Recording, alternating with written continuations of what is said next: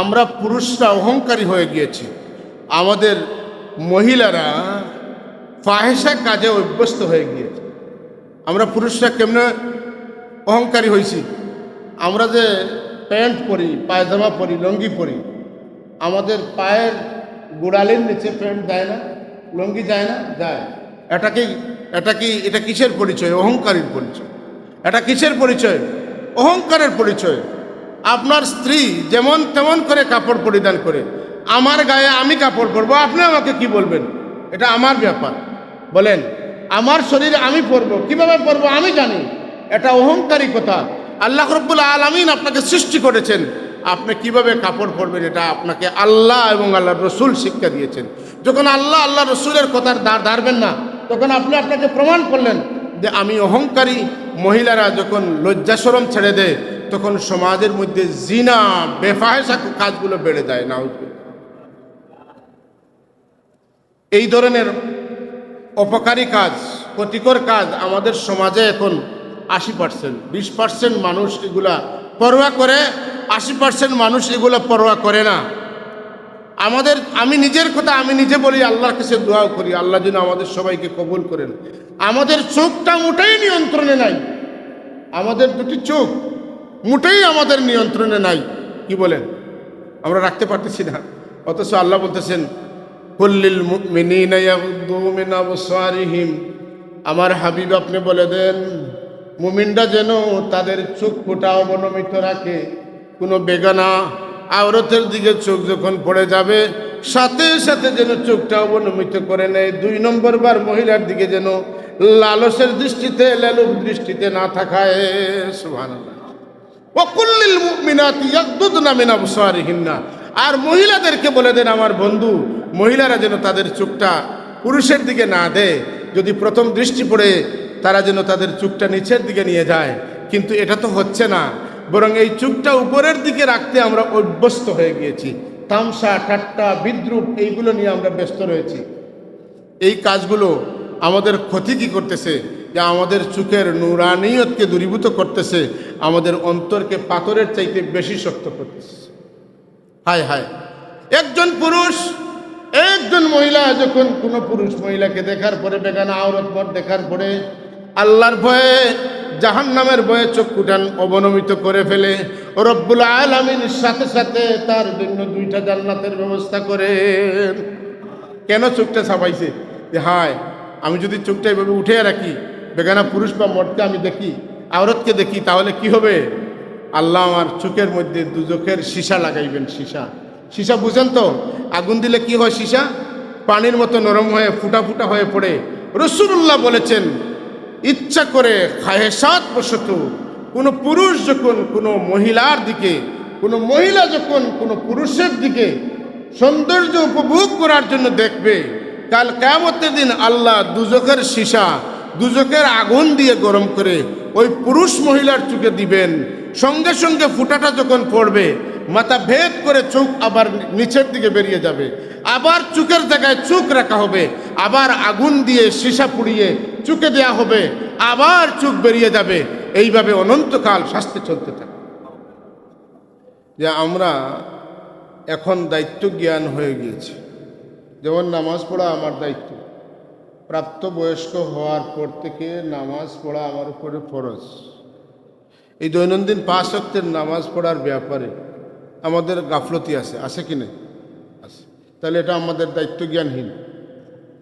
আমার অবশ্য কর্তব্য কাজটা আমি ছেড়ে দিচ্ছি, ঠিক। এটা তো হচ্ছে আল্লাহর হক, বন্দার হকের ব্যাপারে আমরা দায়িত্ব জ্ঞানহীন। আমরা আমাদের মা বাবার, আমাদের ছেলে মেয়েদের হক আদায় করতে ব্যর্থ হচ্ছি।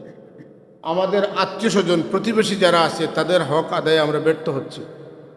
এই যে দায়িত্ব জ্ঞানহীনতা, এটার জন্য রসুল পাক সাল্লাল্লাহু আমাদেরকে তাকিদ করেছে।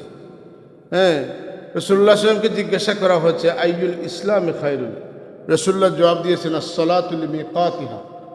ইসলাম ধর্মের মধ্যে সবচেয়ে ভালো কাজ হচ্ছে সময় মতো নামাজ আদায় করা। এই যথাসময়ে নামাজ আদায় করা, এটা আমাদের জন্য দায়িত্ব জ্ঞান। আমরা যখন যথাসময়ে নামাজ আদায় করব না, তখন আমাদের দায়িত্ব জ্ঞান নেই। তার মানে হচ্ছে আমরা দায়িত্ব থেকে আমাদেরকে সরিয়ে উদাসীনতার দিকে আমাদেরকে নিয়ে যাচ্ছে। নাউজুবিল্লাহ। আমরা আমার মাধ্যমে আপনার মাধ্যমে মানুষ কষ্ট পাচ্ছে এই যুগে, এমনটাই বেশি। কি বলেন? যেখানে 5 জনের সিট আছে আমরা 4 জন বসে আছি, একজন দাঁড়িয়ে আছে, আমরা সিট দিতে রাজি না।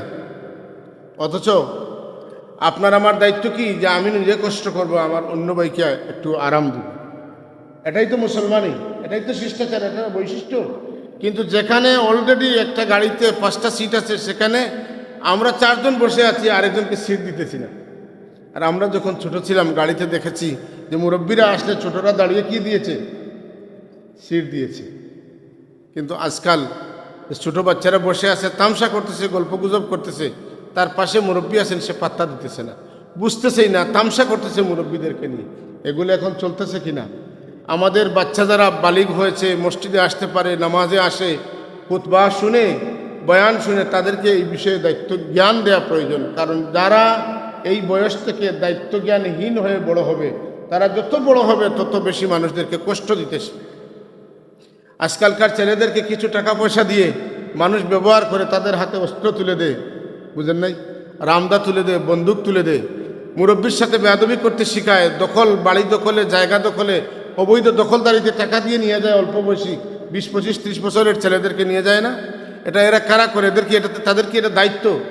এই কাজ কি তাদের কাজ? মোটেই না।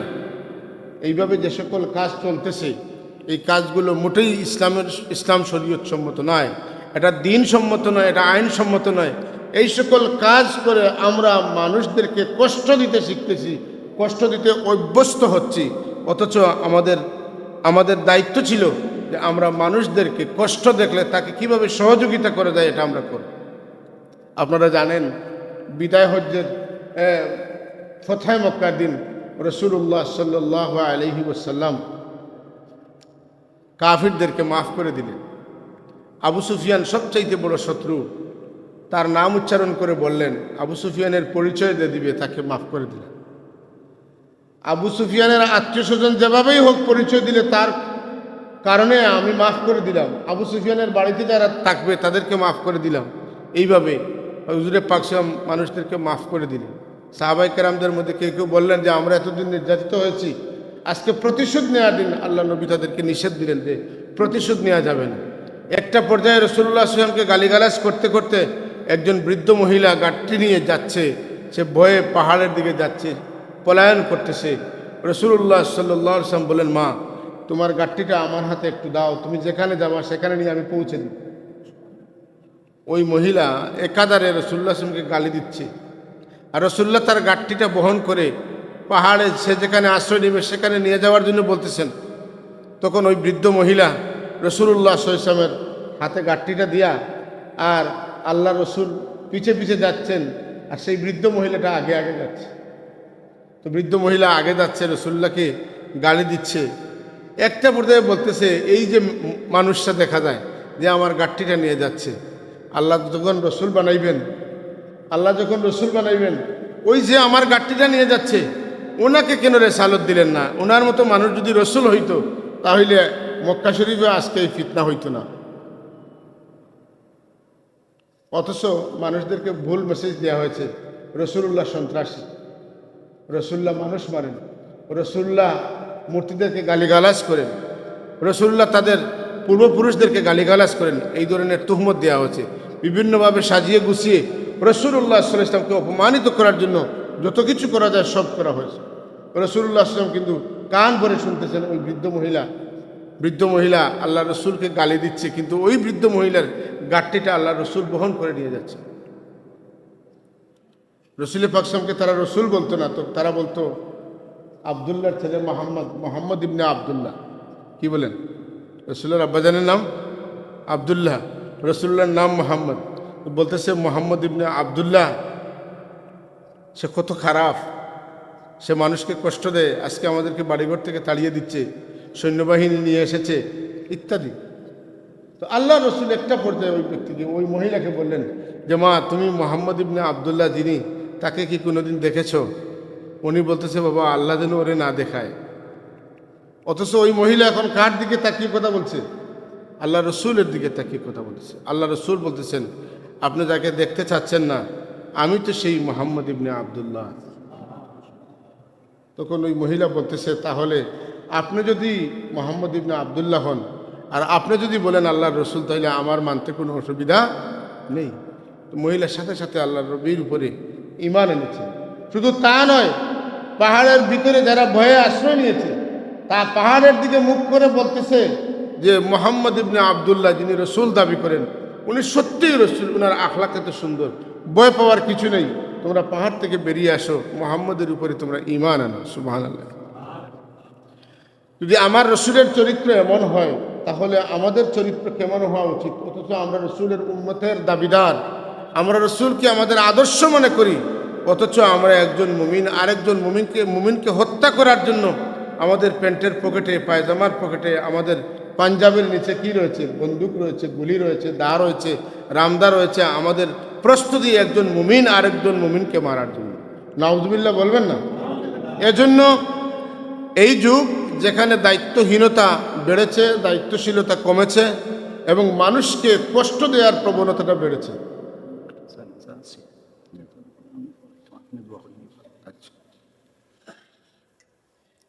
তাহলে আমরা মানুষকে কষ্ট দিব না, আমরা দায়িত্ব অবহেলা করব না। আল্লাহ পাক আমাদের সবাইকে দায়িত্বশীল হিসাবে কবুল করেন, সকলে বলে আমিন। আরেকটা বিষয় বেড়েছে, কিছু কোটেশন করব, আপনারা একটু খেয়াল করে শুনবেন। আজকাল নেককার মানুষের সাথে আমাদের সম্পর্ক রাখাটা কমে গেছে। নেককার মানুষ, আল্লাহওয়ালা মানুষ, সালেহীন মানুষ, আউলিয়া আল্লাহ, উলামায়ে কেরামদের সাথে আমাদের তাল্লুক মহব্বতটা কমে গিয়েছে। আলিম, ওলামা, ওলি, গৌস, কুতুবদের সাথে যখন আমাদের সম্পর্ক কমে যাবে, এর অর্থ এই যে আমরা আল্লাহ থেকে দূরে সরতেছি। কারণ আল্লাহর কাছে পৌঁছার জন্য আলিম, ওলামা আমাদের জন্য ওসিলা, জরিয়া। যখন আমরা আলিম, সত্যিকার ওলামায়ে কেরাম থেকে সরে যাব, আউলিয়া কেরাম থেকে সরে যাব, তখন আমরা আল্লাহ থেকে দূরে সরে যাব। আমরা কি অস্বীকার করতে পারবো যে আমরা সিলেটের মানুষ মুসলমান হয়েছি, দুনিয়ার মুমিন মুসলমানরা মুসলমান হয়েছে কোনো জরিয়া ছাড়া নিজে থেকে ইমান এনেছে, নাকি কোনো না কোনো আল্লাহর মায়ার মাহবুব বন্দা ইমানের দাওয়াত দিয়েছেন? বলেন, কোনো না কোনো আল্লাহর মায়ার মাহবুব বন্দা ইমানের দাওয়াত দিয়েছেন, তার কাছে মানুষ গিয়েছে, তার আদর্শ আখলাক থেকে মানুষ মুমিন হয়েছে, মুসলমান হয়েছে। তাহলে আমাদের আজকালকের অবস্থা কি? যে আমরা আলিম, ওলামা, ওলি, গোস, কুতুব থেকে আমরা সরতেছি, আর যত আমরা সরতেছি তত কিন্তু আল্লাহ থেকে আমরা। এর জন্য এই প্রবণতাটা আমাদের জাহান্নামের যাওয়ার ব্যাপারে ঝুঁকি বৃদ্ধি করতেছে। আল্লাহর ওলিদের কাছে গেলে আল্লাহকে ভয় পাওয়া যায় এমন নসিহতগুলো তারা করেন, আমাদের দিল নরম হয়, চোখ দিয়ে পানি আসে। আপনি যত বেশি দুনিয়াদার মানুষের কাছে যাবেন, বাড়ি, গাড়ি, ব্যবসা, বাণিজ্য সব প্রয়োজন, আমি একটাকে অস্বীকার করি না, পরিমিত সব কিছুর প্রয়োজন আছে, কিন্তু আপনি যত বেশি দুনিয়াদার মানুষের কাছে যাবেন তত বেশি আপনার আমার অন্তরটা শক্ত হবে, আমাদের চোখের পানিটা তত, লেয়ারটা তত নিচে নামবে। বুঝেন নাই? কেউ কথা বলতে পানি আসে, কেউ অনেক কষ্ট করে চোখ দিয়ে পানি নিয়ে আসতে পারে না। চোখের পানি কখন উপরে উঠে আর চোখের পানিটা কখন নিচে যায়, আসে না, আসতে চায় না। দিল কখন, কল্ব কখন নরম হয় আর কখন পাথর থাকে, শক্ত থাকে, নরম হয় না। যখন আপনি আল্লাহর ওলি, আলিম, গৌস, কুতুবদের কাছ থেকে দূরে থাকবেন, তখন আপনার চোখের পানির লেয়ারটা নিচে যাবে, কল্পটা শক্ত হবে। আপনারা বলেন এটা কিভাবে বুঝাবো? আগুন ছাড়া মোম গলানো যায়? বলেন, আগুন ছাড়া মোম গলানো যায়? আগুন যত কাছে থাকে মোম তত সকাল নরম হয়। এই উদাহরণটা বুঝতে পেরেছি? আগুন যত কাছে যাবে মোম তত নরম হবে। মানুষ যত বেশি আউলিয়া আল্লাহদের কাছে যাবে, প্রকৃত আল্লাহর ওলিদের, দুনিয়াদারদের কাছে নয়।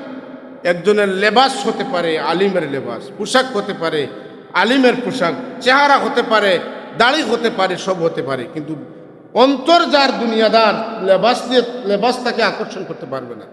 আর যার অন্তরের মধ্যে দ্বীন রয়েছে, আল্লাহ ভীতি রয়েছে, তার চেহারা লাগবে না, অটোমেটিকলি তার প্রতি একটা আকর্ষণ থাকে। এজন্য আমাদের অবস্থা এত খারাপ কেন? আমরা কেন কাঁদতে পারি না? কেন আল্লাহর ভয় আমাদের অন্তরে আসে না? আমাদের আসতে হলে যাদের কাছে গেলে আসবে, আমরা তাদের কাছে যাচ্ছি না। আল্লাহ রাব্বুল আলামিন বলতেছেন, ইয়া আইয়ুহাল্লাযীনা আমানুত্তাকুল্লাহ ওয়া কুনু মা'আস সাদিকিন, এই ইমানদারগণ তোমরা আল্লাহকে ভয় করো, আল্লাহওয়ালা মানুষদের নিকটবর্তী হও। এই যে আল্লাহওয়ালা মানুষের নিকটবর্তী হলে পরে আপনি আল্লাহ ভীতির কৈফিয়ত, আল্লাহ ভীতির পদ্ধতিটা আপনি শিখতে পারবেন। আপনি যার সাথে যাবেন তার শিক্ষায় আপনি শিক্ষিত হবেন, আপনি যার কাছে যাবেন তার বিদ্যায় আপনি বিদ্বান হবেন। কি বলেন? আমাদের সিলেটি প্রবাদ আছে না,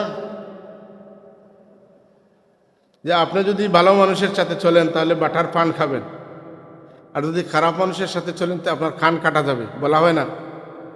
এই জন্য নেককার মানুষদের সহবত আমাদেরকে এখতিয়ার করতে হবে। যেখানেই ভালো মানুষ পাওয়া যাবে, শোনা যাবে একজন দিনদার আল্লাহওয়ালা মানুষ আছেন, একটু তার কাছে আমরা যাব। তার কাছে গেলে একাধারে আমাদের কী লাভ হবে, যে আমরা নেক কাজে অভ্যস্ত হব এবং গুনার কাছ থেকে আমরা দূরে থাকতে অটোমেটিকলি একটা পরিবেশের মধ্যে পড়ে যাব। যে বাড়িতে যে ঘরে নামাজ আছে, বেনামাজি কোনো মানুষ যদি ওই বাড়ির আত্মীয় হয়, লজ্জায় শরমেও সে নামাজ পড়তে পারে কি পারে না বলেন? একদিন, 2 দিন, 3 দিন, 5 দিন পড়তেছে না, কিন্তু একটা পর্যায়ে সে কী করবে? নামাজ পড়বে। একজন নামাজি মানুষের সাথে যখন আপনার সম্পর্ক হবে, একই গাড়িতে আপনি ট্রান্সপোর্ট করতেছেন, যেতে যেতে আসরের নামাজের সময় হয়েছে, গাড়িটা উনি থামাইছেন, নামাজ পড়ছে। মাগরিবের নামাজ এর সময় হয়েছে, গাড়ি মসজিদের কাছে থামাইছে, আপনি কিন্তু গাড়িতে বসে আছেন। এশার নামাজের সময় হয়েছে, উনি নামাজটা পড়ছে। একটা পর্যায়ে আপনি এইভাবে আর কতক্ষণ নামাজ ছাড়া বসতে পারবেন? কারণ আপনার সাথীরা নামাজ পড়তেছে আর আপনি নামাজ পড়তেছেন না। এই যে নামাজি মানুষের কাছে যাওয়ার কারণে ধীরে ধীরে আপনার মনের মধ্যে আসতেছে, আমরা 5 জন প্যাসেঞ্জার, কিন্তু 4 জনই নামাজ পড়তেছে আর আমি নামাজ পড়তেছি না। তখন তাদের নামাজের আসরটা আপনাকে নামাজে না নিয়ে যেতে পারলেও আপনাকে একটা অনুভূতিতে, একটা চিন্তায় ফেলে দিয়েছে, একটা অনুশোচনা, একটা লজ্জায় আপনাকে ফেলে দিয়েছে যে আমি নামাজ পড়তেছি না, তারা কিন্তু নামাজ পড়তেছে। আপনি রোজাদার মানুষের সাথে চলতেছেন, আপনি বারে বারে খাচ্ছেন, অথচ যখন 1 দিন, 2 দিন, 5 দিন, 10 দিন আপনি একটা বাসায় থাকবেন, একটা মেসে থাকবেন, একটা হোস্টেলে থাকবেন, আপনি রোজা রাখতেছেন না, তারা কিন্তু রোজা রাখে। একটা পর্যায়ে সেহরিতে আপনি ঘুমাই দিচ্ছেন, তারা উঠে খাচ্ছে। আপনি দেখতে দেখতে দেখবেন একটা পর্যায়ে আপনার লজ্জা আসবে, আপনি বলবেন ভাই আমি কাল থেকে রোজা রাখবো। ওরা খুশি হয়ে মুস্কি আসি দিবে, ঠিক আছে আমাদের সাথে কালকে তুমি রোজা রাখবা, তোমার জন্য বিশেষ সেহরির ব্যবস্থা করা হবে, তুমি যেহেতু রোজার দিকে এসেছো, আগামীকালকে আমরা তোমার জন্য বিশেষ ইফতারের ব্যবস্থা। আমার ভাইরা, পরিবেশ মানুষকে ভালো বানায় না খারাপ বানায়? ভালো পরিবেশ হলে ভালো বানায়, খারাপ হলে খারাপ হয়। এজন্য আপনি যদি ভালো মানুষের কাছে যান তাহলে ভালো হতে শিখবেন, আপনি যদি খারাপ মানুষের সাথে যান তাহলে ভালো মানুষ আস্তে আস্তে আপনি কি হবেন? খারাপ। লোহার বৈশিষ্ট্য এটা ঠান্ডা। নর্মাল অবস্থায় লোহা থাকলে এটা ঠান্ডা হয় না গরম হয়? ঠান্ডা থাকে। ওইটাকে যদি আপনি রোদে রাখেন ঠান্ডা হবে না গরম হবে? রোদের তাপ তাকে আকর্ষণ করবে। বলেন আমার সাথে, রোদের তাপ তাকে আকর্ষণ করবে, লোহাটা কি হয়ে যাবে? গরম হয়ে যাবে। ওই লোহাটাকে যদি আগুনের মধ্যে রাখেন, কোথায় বলেন? কোথায়? আগুনের মধ্যে রাখেন, তাহলে আস্তে আস্তে লোহাটা গরম হতে হতে একটা পর্যায়ে কালো লোহা কি হবে? লাল হবে। লাল হতে হতে একটা পর্যায়ে আগুন হয়ে যাবে, ঠিক কিনা? যদি তাই হয় তাহলে আপনি বুঝেন যে ভালো মানুষের সাথে আপনি যদি চলাফেরা করেন, আপনি সময়ের পরিবর্তনে আস্তে আস্তে আপনিও ভালো মানুষ হতে চলবেন। সকলে বলি আলহামদুলিল্লাহ। আল্লাহ যেন আমাদের সবাইকে ভালো সোহবত, ভালো মানুষের কাছে যাওয়ার সুযোগ করে দেন। সকলে বলি আমিন। একাধারে আমরা খারাপ মানুষ থেকে আমাদেরকে সরিয়ে রাখতে, খুব ভালো লেবাস পোশাক, মিথ্যা কথা বলতে অভ্যস্ত, কথা বুঝেন নাই? মিথ্যা কথা বলেন, আমানতের কোনো খেয়াল নেই, ওয়াদার কোনো খেয়াল নেই, এই ধরনের মানুষের সাথে উঠা বসা করলে আস্তে আস্তে আপনিও কিন্তু সেইভাবে অভ্যস্ত হয়ে যাবেন। নাউজুবিল্লাহ মিন যালিক। এজন্য ভালো মানুষের সংসর্গে যেতে হবে। আমি এটা বলি না সবাই পাগড়ি পরেন, সবাই লম্বা জুব্বা পরেন, এক মুষ্টি দাঁড়িয়ে রাখেন, এই কথাটা আমি বলতেছি না। আপনি একজন চরিত্রবান মানুষের সাথে আপনি সময় দেন, অন্তত পক্ষে আপনি নামাজটা পড়েন, আপনি রোজাটা রাখেন, আপনি সত্য কথা বলতে অভ্যস্ত হন, আপনি মানুষের অধিকারটা আপনার কাছ থেকে নিশ্চিত করেন। না হয় আপনি মানুষ নামের কলঙ্ক হবেন, মানুষ হতে পারবেন না। আপনি সুরতে মানুষ হবেন, আপনার মধ্যে পাশবিকতা থাকবে, আপনি মানুষ কেমনে হলেন? মানুষ তো একটা চরিত্রের নাম। মানুষটা আসল একটা মানুষ আছে, সেই মানুষটা কি? চরিত্র। বলেন কি আসল মানুষকে? চরিত্র। যে মানুষের চরিত্র রয়েছে মানুষের, সে মানুষ তার, সে কালো হোক, ছোট হোক, বড় হোক, ধনী হোক, গরিব হোক, এই মানুষটাই আসল মানুষ। তাহলে আমরা নেককার মানুষদের সংস্পর্শে যাব এবং বদকার মানুষ থেকে দূরে সরে থাকব। আতর ব্যাপারী, আতরের দোকান আছে না, ওই মাঝে মধ্যে দেখা যায় এই জায়গায় মাটিতে চাদর ফেলাইয়া একজন আতর বিক্রি করতেছে। আপনি যদি তার কাছে একটু বসেন, কোনো আতর নাই কিনেন, আপনার গন্ধ লাগবে না গ্রান লাগবে? গ্রান লাগবে। কি বলেন? গ্রান লাগবে। আর কিনেন তাইলে তো ভালো কথা। এই যে সময়টা আপনি কাটাইছেন, এই সময়টা আপনার নাকে খুশবু লাগছে, আপনি বলেন গন্ধ লাগলে মস্তিষ্ক কি হয়? খারাপ হয় না ভালো হয়? কষ্ট হয় না আরাম লাগে? কষ্ট হয়। যখন খুশবু লাগে তখন মনটা কি হয়? উজালা হয়, মন আলোকিত হয়, মনের মধ্যে আনন্দ আসে। সুবহানাল্লাহ। রোদ্রে গেলে গরম লাগে, শীতের দিন গায়ে কাপড় না থাকলে ঠান্ডা লাগে। এটা শীতের অনুভূতি, গরমের অনুভূতি। এটা কেন তৈরি হয়েছে?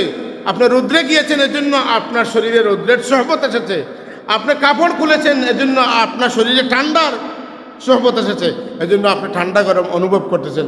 এজন্য প্রিয় ভাইরা, প্রিয় মুসলিম ভাইরা, আমাদেরকে অবশ্যই ভালো মানুষের সহবতে যেতে হবে, খারাপ মানুষের সহবত থেকে সরে থাকতে হবে।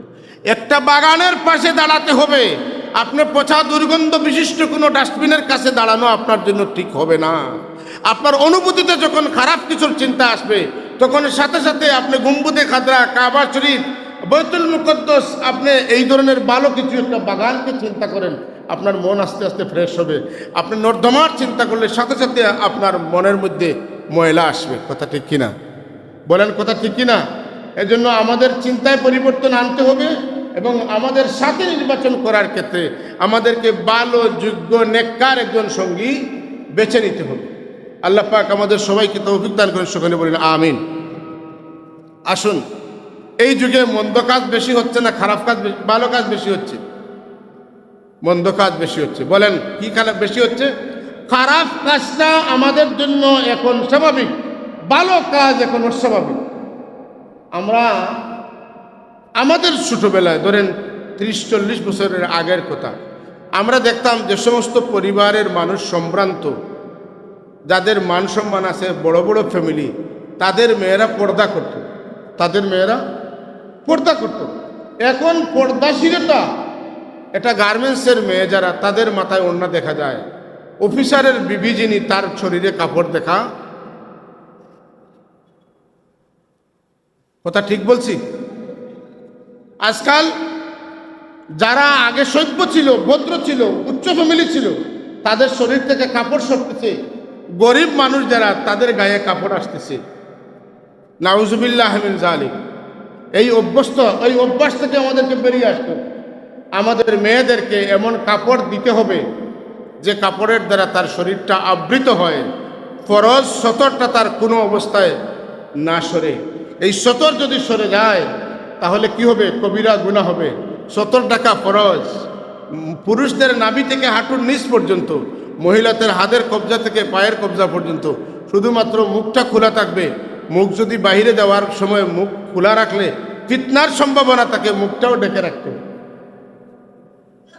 কিন্তু আজকের দিনে আমাদের দেশের বস্ত্রশিল্প যেটা, মেয়েদের কাপড়টা আটসাট করে তৈরি করে, পুরুষদের কাপড়গুলাকে ঢিলাঢালা করে লম্বা করে তৈরি করে।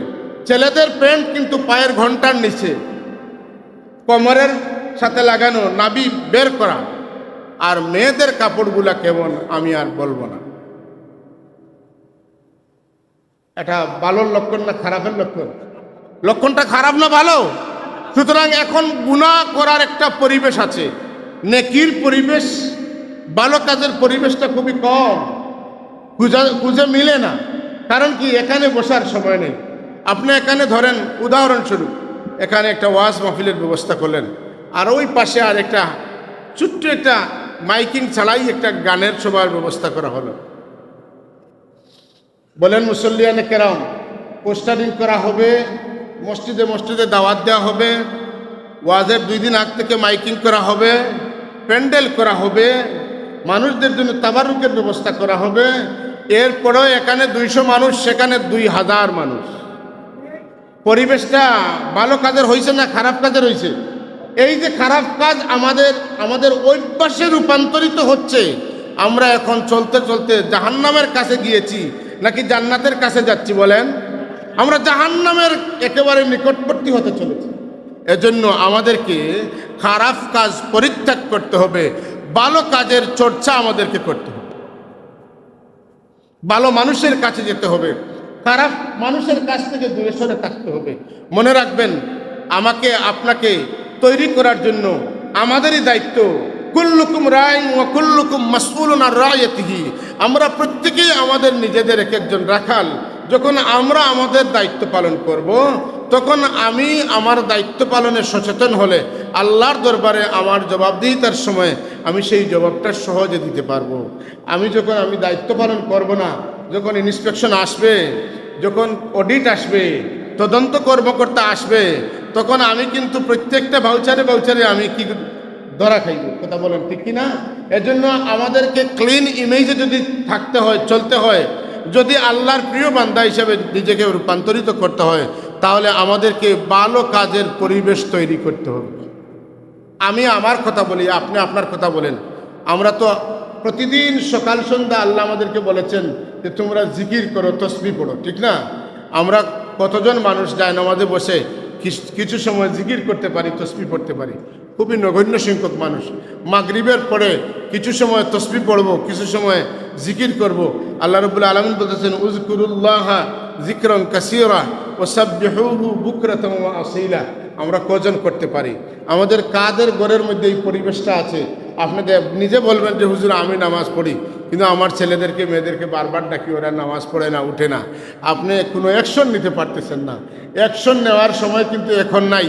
আপনি 7 বছর থেকে 9 বছর পর্যন্ত, 10 বছর পর্যন্ত তাকে তখন বুঝাইয়া সুজাইয়া অ্যাকশন নিয়ে নামাজি বানানোর কথা ছিল। ও সময়ে আপনি কথা বললে তো হবে না। আপনার আমার দায়িত্ব, যখন বাবা মা আমাদের কোন সময় থেকে শুরু হয়েছে, তখন থেকে আমরা প্র্যাকটিস যদি করাইতাম, তাহলে আমাদের ছেলেমেয়েরা এভাবে বেনামাজি, এভাবে ঘুমাইয়া থাকতো না।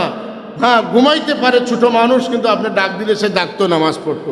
সে ভয় পাইতো যে আব্বা নামাজ না পড়লে আমাকে গালি দিবে, বকুনি দিবে। কথা ঠিক কিনা বলেন? এই কাজগুলা কিন্তু আমরা করছি নাকি করছি না? আমরা করছি না। তাহলে আমাদের এগুলা করতে হবে কিনা বলেন? আপনারা বলেন, করতে হবে কিনা? আমাদেরকে দায়িত্বশীল পর্যায়ে যেতেই হবে, যাওয়া ছাড়া কোনো উপায় নেই। যদি আমি দায়িত্বশীলের পর্যায়ে না যাই, তাহলে আমার অবস্থা খারাপ হবে।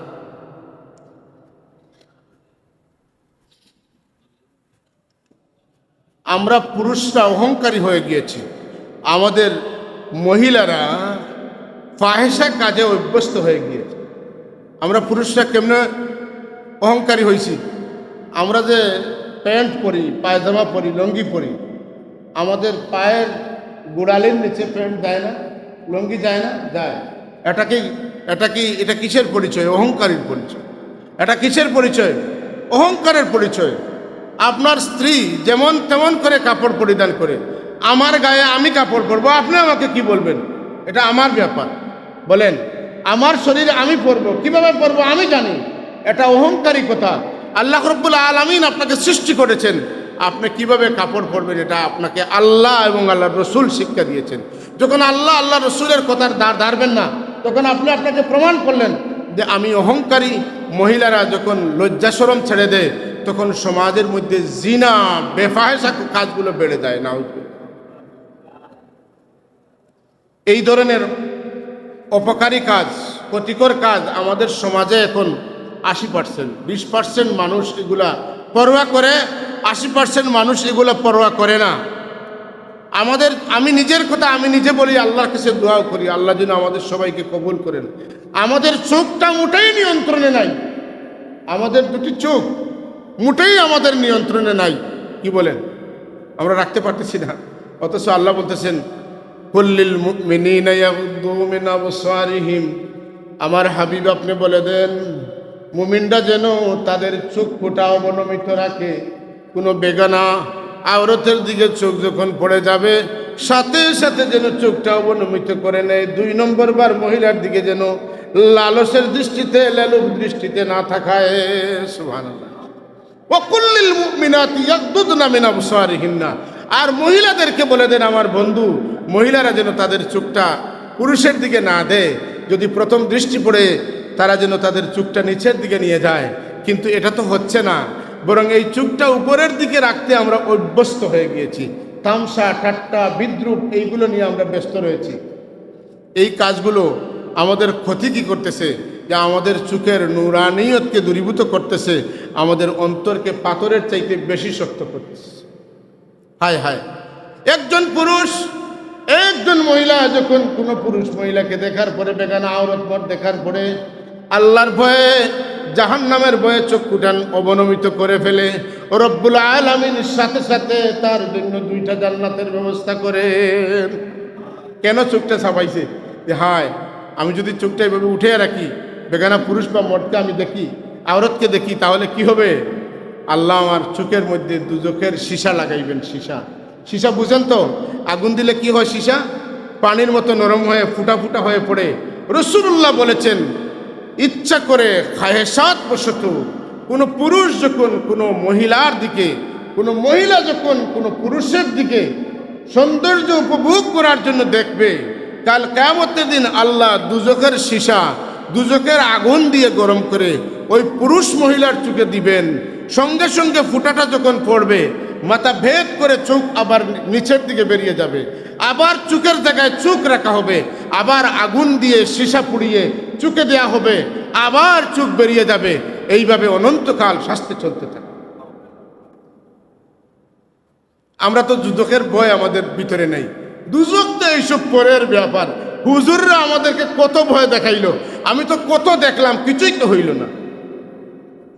আপনার আমার মতো অনেক মানুষ যাদের চোখের জ্যোতি ছিল, আল্লাহ নিয়ে গেছেন, দেখে না, কিছুই দেখে না। এমন ধনী মানুষ, গরিব মানুষ, মধ্যম পর্যায়ের মানুষ, শিক্ষিত মানুষ, অশিক্ষিত মানুষ, এদের হয় কি হয় না বলেন? হয় কি হয় না? হয়। যে আল্লাহ আপনাকে চোখে কি অনুভব করার জন্য, আপনি কি দেখার জন্য, আপনি কোরআন শরীফ দেখেন, আপনি আপনার মাকে দেখেন, আপনার বাবাকে দেখেন, বুঝেন নাই কথা? এটার দ্বারা আপনার চোখের জ্যোতি বাড়বে, নূর বাড়বে। আপনার ছেলে মেয়ের দিকে তাকান, আপনি যখন আপনার ছেলে মেয়েকে আপনি দেখবেন, ছেলেমেয়েরা আপনাকে দেখবে, আপনার জন্য ছেলে মেয়ের শ্রদ্ধা বাড়বে, মহব্বত বাড়বে। সুবহানাল্লাহিল আযীম। আল্লাহ রাব্বুল আলামিন আমাদেরকে চোখ দিয়েছেন, আমরা যাতে গর্তে পড়ে মরে না যাই, আমরা যেন আমাদেরকে রক্ষা করতে পারি। কিন্তু ওই চোখ দিয়ে আমাদেরকে, আমরা চোখকে রক্ষক না বানিয়ে আমাদেরকে বক্ষক বানাইতেছি। আমাদের চোখ, এটা আমাদের হচ্ছে কি হচ্ছে না বলেন? এটা আমরা করতেছি কি করতেছি না? এই ব্যাপারে আমাদেরকে যথেষ্ট সচেতন থাকতে হবে। আমি মনে করি, আমার অ্যানালাইসিস যেটা, আমার জীবনে আমি যত গুনাহ করি এর মধ্যে বেশিরভাগ গুনাহ হয় চোখের মাধ্যমে। সুতরাং আমরা সকলে চোখের প্রতি যত্নশীল হওয়ার প্রয়োজন আছে কি নেই? চোখ যত বেশি গুনাহ করবে, তত বেশি চোখ দিয়ে জল আসতে বাধা পড়বে। চোখের পানির দাম আছে কি নাই? একটা কাতরা চোখের পানির দাম আছে কি নাই? আল্লাহর ভয়ে যখন কোনো মানুষ চোখ দিয়ে পানি ছাড়ে, আমরা দেখি, আমরা হাত দিয়ে, টিস্যু দিয়ে, কাপড় দিয়ে চোখের পানিটা মুছে ফেলেছি, পানিটা থাকে না, আমাদের চোখের সামনে পানিটা লয় হয়ে যায়, আমরা চোখের পানি আর বের করতে পারি না। আপনি বিশ্বাস করবেন, একজন আল্লাহর বান্দা হিসাবে, আল্লাহর গোলাম হিসাবে, আল্লাহর সৃষ্টি হিসাবে, আল্লাহর কসম করে বলতে পারি, আপনি দেখতেছেন আপনার পানি শুকিয়ে গিয়েছে, কিন্তু আল্লাহ তার কুদরতের হাত দিয়ে আপনার পানিকে সংরক্ষণ করতেছে। আপনার চোখের পানি শেষ হবে না, এই পানিটা আল্লাহর কাছে আমানত আছে। আপনি যদি হাজার হাজার কোটি কোটি পানির ট্যাঙ্কার নিয়ে দুজকের জাহান্নামের এই আগুনের উপরে ঢালেন, তাহলে দুজকের আগুন পাত্তাই দিবে না। কিন্তু রব্বুল আলামিন নিজ হাতে তার ভয়ে যে সমস্ত বান্দারা কেঁদেছে, তাদের চোখের পানিটা একটু এইভাবে দিবেন, জাহান্নামের আগুন বলবে, মাওলা আমার উপরে এই জাতীয় পানি আর দিয়েন না, না হয় আমার দগ্ধের ক্ষমতা নষ্ট হয়ে যাচ্ছে, আমি আর জ্বালাইতে পারবো না। মাহবুদ, আপনি আপনার বান্দাকে ফুলসিরাতটা দ্রুত পানি দেন। এই ধরনের মানুষ যদি আমার উপরে কিছু সময় থাকে, তাহলে আমি জাহান্নামের কার্যকারিতা নষ্ট হয়ে যাচ্ছে। সুবহানাল্লাহ। এজন্য আমাদেরকে খেয়াল রাখতে হবে যে আমরা যদি গুনার কাজ বেশি করি, আমাদের চোখ দিয়ে বেগানা আওরতদেরকে বেশি বেশি করে দেখি, তাহলে আমাদের চোখ নষ্ট হয়ে যাবে, আমাদের কল্প শক্ত হয়ে যাবে, চোখের পানির লাইনটা বন্ধ হয়ে যাবে, পানির লাইন শুকিয়ে যাবে। পানি যদি আসে না, দীর্ঘদিন আসে না, তাহলে লাইন শুকাইবে না। যে পাইবে পানি আসতে না যাচ্ছে না, এটা জঙ্গার খাবে, এই জং খাবে, মরিচিকা হবে, একসময় এটা বন্ধ হয়ে যাবে। বলেন যে ড্রেনে দিয়ে পানি যায় না, ময়লা আবর্জনাটাকে বন্ধ করে ফেলি। আমরা যারা আল্লাহর ভয়ে আমরা চিন্তায় আল্লাহর জন্য কাঁদি না, আমাদের তো ড্রেনটা বন্ধ হয়ে যায়, পানি নিষ্কাশনের রাস্তা থাকে না।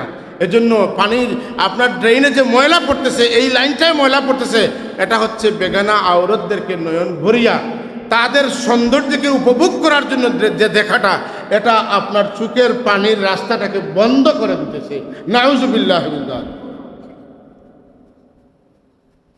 এজন্য আমাদেরকে এই বিষয়গুলোকে একটু চেষ্টায় রাখতে হবে, নজরে রাখতে হবে। আমার ভাইরা, আমাদের খেয়ালে রাখতে হবে।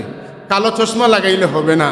আমাদের অন্তরের মধ্যে, কলবের মধ্যে আল্লাহর ভয় যখন আসবে, তখন সাথে সাথে আপনার চোখটা অটোমেটিকলি কি হয়ে যাবে, নিচের দিকে চলে আসবে। আলহামদুলিল্লাহ, যখন বান্দা আল্লাহর ভয়ে শুধুমাত্র এই যে শাটারটা আছে না, আপনাদের দোকানের শাটার হাত দিয়ে টান দিতে হয়, কি বলেন? আর স্ক্রিনের পর্দাকে যদি আপনি অন্ধকার করতে হয়, একটা টিপা দিতে হয়। আপনার কিন্তু চোখের শাটারটা ফেলার জন্য আপনি কোনো দিন গিরিজ দেন নাই, মোবিল দেন নাই, কোনো কিছু দেন নাই, আল্লাহ ব্যবস্থা করে রেখেছেন। আপনার ব্রেন শুধু কমান্ড করবে, চোখের পাতা তুমি নিচে যাও, সাথে সাথে মুহূর্তের মধ্যে আপনার চোখটা নিচের দিকে চলে আসবে। সুবহানাল্লাহ। আপনার চোখটা বন্ধ হয়ে যাবে, চোখটা খুলে যাবে। এই যে অত্যাধুনিক ব্যবস্থা আল্লাহ পাক করে দিয়েছেন, পৃথিবীর কোনো শক্তি কোনোদিন এটা করতে পারবে না। হ্যাঁ, বিজ্ঞান প্রমাণ করতেছে, তখন ব্লাডের সাথে কানেকশন করে গ্লাস ফিটিং করা হচ্ছে। আপনি যখন সরে আসবেন, গ্লাসটা দরওয়াজাটা অটোমেটিক বন্ধ হয়ে যাবে। আপনি যখন ঢুকার জন্য নির্দিষ্ট পরিমাণ কাছে যাবেন, দরজাটা খুলে যাবে। তার মানে আপনার ব্লাডের সাথে কানেকশন হওয়ার কারণে আপনি পানি পাবেন। টেপের নিচে হাতটা নেবেন, অটোমেটিক পানি আসবে। বেশি নিচে নিলে আসবে না, বেশি উপরে নিলে আসবে না। আল্লাহ রাব্বুল আলামিন এটা প্রমাণ করে দিচ্ছেন বিজ্ঞানের মাধ্যমে। তোমরা তোমাদের চোখ চাপানোর জন্য হাত দিয়ে টান দিতে হবে না, একটু ইচ্ছা করো, চোখটা বন্ধ হয়ে যাবে। সুবহানাল্লাহ। জাহান্নামের আগুন কেমন এটা আমরা দেখি নাই, আমাদের কোনো পূর্বপুরুষও দেখেন নাই, এটার বর্ণনা দেওয়া খুবই কঠিন। তবে একটা কথা আল্লাহ রসুল বলেছেন, ওই জাহান্নামের আগুনকে আল্লাহ পাক 70 বার গোসল দিয়ে, সেই 70 নম্বর গোসলে যে ময়লা হয়েছে, সেই ময়লা হচ্ছে দুনিয়ার আগুন। ঢাকা এয়ারপোর্ট, শাহজালাল বিমানবন্দরে আগুন লেগেছে, থামানো তো সহজে সম্ভব হয় নাই, কি বলেন? এটা তো সামান্য একটা কাঠির আগুন, জাহান্নামের আগুন। আর এই আগুন হাজার হাজার কিচেক পানি দিয়ে আগুন নিবানো যায় না, কিন্তু জাহান্নামের আগুন নিবানো যায় 2-1টা চোখের ফোঁটা পানি দিয়ে। আল্লাহ আমাকে, আপনাকে, সবাইকে জাহান্নামের ভয় দান করুন, এবং আমরা জাহান্নামের ভয়ে যেন জীবনের চোখের পানি ছাড়তে পারি। আজকে আমরা দাইতে পারে না।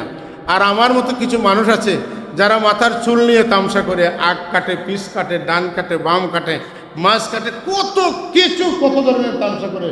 রাসূলুল্লাহ সাল্লাল্লাহু আলাইহি ওয়াসাল্লাম কেমন করে চুল রেখেছেন, এদিকে তার কোনো চিন্তা নেই। বলেন কথা ঠিক কিনা? আজকালকার ছেলেরা যেভাবে যত উলট পালট করে চুল কাটবে, সে অত খুশি হয়ে সেলুন থেকে বেরিয়ে আসবে যে আমার চুলটা আজকে সবার চাইতে ভিন্ন রকম আমি কাটতে পেরেছি। নাউজুবিল্লাহ। আমরা একবার চিন্তা করা উচিত যে একটা লুম গজানোর ক্ষমতা পৃথিবীর কোনো শক্তি পরাশক্তির নেই। যে রব্বুল আলামিন আমার মাথাকে সৌন্দর্যমণ্ডিত করার জন্য, আমার মুখমণ্ডলকে সৌন্দর্যমণ্ডিত করার জন্য আমাকে গুফ দিয়েছেন, আমাকে দাড়ি দিয়েছেন। আপনি একবার এই চোখের ব্রুগুলো আপনি মুন্ডাইয়া দেখেন, আপনাকে মানুষ দেখা যায় না, পশু দেখা যায়। কি বলেন? ভয়ানক একটা জীব আপনাকে লাগবে। আল্লাহ পাক আপনাকে এটা একদিকে সৌন্দর্য দিয়েছেন, অপরদিকে আপনার চোখের হেফাজতের জন্য দিয়েছেন। কিন্তু আমি জানি না, শুনছি কিছু কিছু মহিলারা নাকি এই চুলগুলাও খুলে দেন।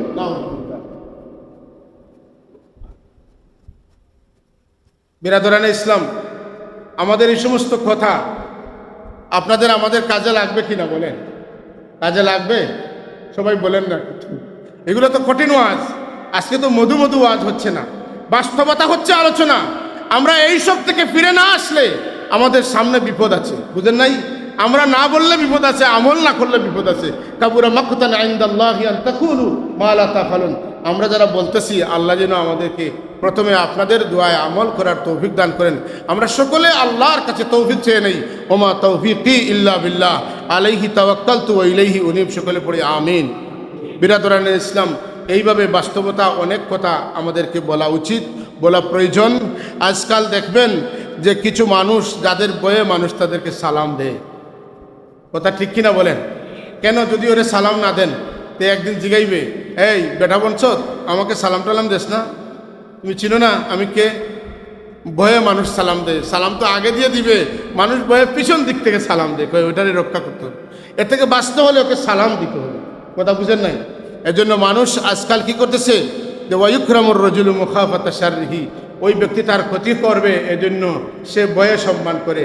সম্মান ভয়ে করা হয় নাকি মানুষ শ্রদ্ধা থেকে সম্মান করে? বলেন, মানুষের অন্তরের ভাব থেকে সম্মান দেয়। কিন্তু আজকাল এমন কিছু খুব প্রভাবশালী মানুষ রয়েছে যাদেরকে আপনি ইচ্ছায় অনিচ্ছায় সম্মান না দিলে আপনার বিপদ আছে, সে আপনার ক্ষতি করতে পারে। ঠিক মানুষ এজন্য কি করতেছে? এজন্য ওই সমস্ত মানুষদেরকে সম্মান দিতেছে। আল্লাহ তাকে বিবেক দিয়েছেন, বুদ্ধি দিয়েছেন, জ্ঞান দিয়েছেন, সে বিচার করে। তখন আপনি যদি টাকা দেন তাহলে আপনার পক্ষে কথা বলবে।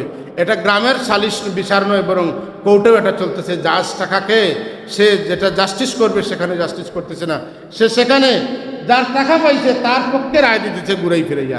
নাউজুবিল্লাহ মিন যালিক। আপনিও ভাবতেছেন যে অন্যায় যত বড় করি, আমার টাকা আছে, এইসব আমি গিলে খাবো। নাউজুবিল্লাহ মিন যালিক, নাউজুবিল্লাহ মিন যালিক। সকলে পড়ি নাউজুবিল্লাহ মিন যালিক। এইগুলা চলতেছে। আপনার মতো করে একটা কাজকে আপনি বাস্তবায়ন করবেন, আপনার মর্জির মুআফিক হচ্ছে না, এটা ভালো কাজ হতে পারে। আপনি কিছু লোককে টাকা দিচ্ছেন, সে আপনার পক্ষে কথা বলতেছে। নাউজুবিল্লাহ মিন যালিক। এই সমস্ত প্রবণতা থেকে এই সমাজকে উদ্ধার কে করবে? সেই উদ্ধার করার দায়িত্ব হচ্ছে আলেম ওলামাদের। ওরা সত্য কথা বলবে, আমরা শুনবো, আমল করব। এই সমাজকে আমরা পরিবর্তন করব। এই সমাজকে সংস্কার, এই 2-4টা রাষ্ট্রীয় সংস্কার ওনাকে সেখানে সরাইবে। যাকে সরাইবেন, যে দলের লোক যাবে সে দলের পক্ষে মিথ্যা কাজ করবে, অন্যায় কাজ করবে। ওই লোক তার দলের পক্ষে করতেছে, আপনার দলের লোক গেলে সে আপনার পক্ষে কাজ করবে, সেও খারাপ কাজ করবে। কিন্তু আমরা যখন সত্যিকার অর্থে আল্লাহ ভীতি মানুষের ভিতরে ঢুকানোর চেষ্টা করব, আল্লাহর ভয় যখন চলে আসবে, তখন আপনার ছেলে হইলেও আপনি বলবেন, বাবা আমার পক্ষে এটা সম্ভব না, আমাকে জাস্টিস করতেই হবে।